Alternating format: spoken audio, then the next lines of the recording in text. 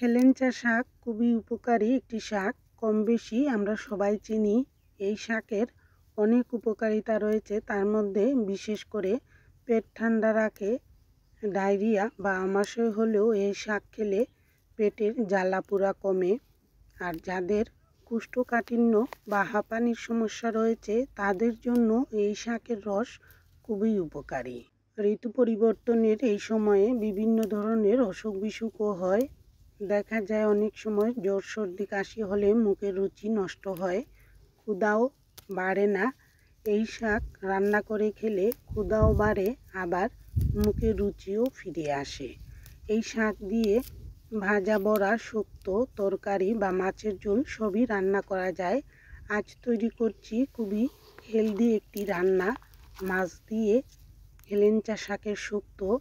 আর এই রান্নাটা ঘরোয়া রান্না হলেও প্রতিদিনের খাবারে এরকম রান্না খেলে কম বেশি সবারই স্বাস্থ্যের জন্য খুবই ভালো। আর হজমের সমস্যা যাদের রয়েছে তাদেরকে এরকম মাঝে মধ্যে হেলাঞ্চা শাক রান্না করে দিলে উপকারীও হবে। শুক্তো রান্নার জন্য নিজেদের পছন্দের যে কোনো সবজি নেওয়া যেতে পারে। এখানে আলু, বেগুন, গাজর আর হেলাঞ্চা শাকগুলো কুচিয়ে নিয়েছি, আর অল্প কয়েকটি চাল কুমড়ার বড়ি। শুরুতেই লবণ হলুদ দিয়ে তেলাপিয়া মাছের টুকরাগুলো ভেজে তুলে রাখলাম, আর সেই তেলেই বড়িগুলো ভেজে তুলে রেখেছি। এবার কড়াইতে হেলাঞ্চা শাকের কুচিগুলো দিয়ে দিয়েছি, আর এবার লবণ হলুদ ছাড়াই 2 থেকে 3 মিনিটের মতো হালকা আঁচে শাকগুলো হালকা ভেজে নেব।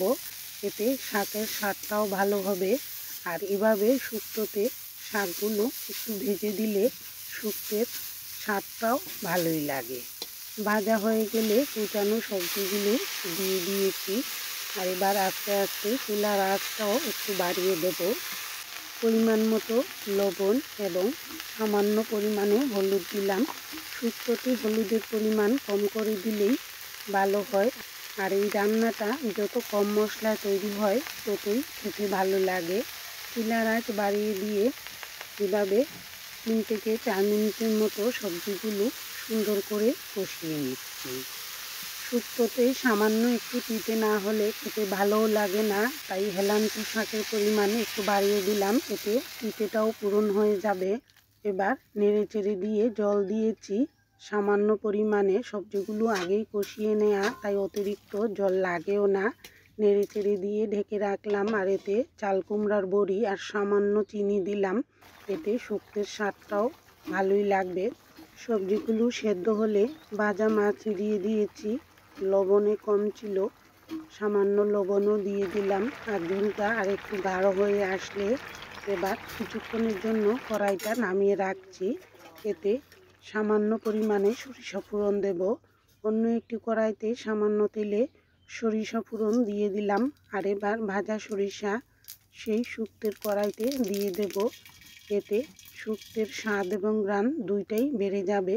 যারা 5 ফোড়ন দিতে চান বা রসুন ফোড়ন দিতে চান, রসুনও ফোড়ন দিতে পারেন।